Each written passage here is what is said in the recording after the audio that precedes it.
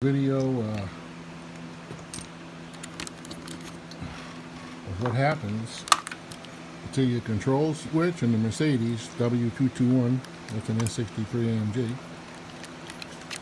with the no audio. I realized when I put the scanner on it that it probably not the amp or the command or the Sirius radio or the antenna, because it told me it was this switch, and then suddenly my rear screen wasn't going up.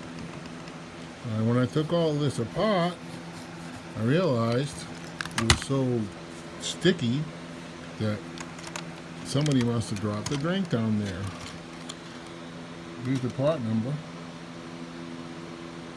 So I bought a used one here on eBay, and in and around chasing kids around and getting around to putting it back together, and it was a hell of a time just getting it out. But I'll explain to you later. Part 1.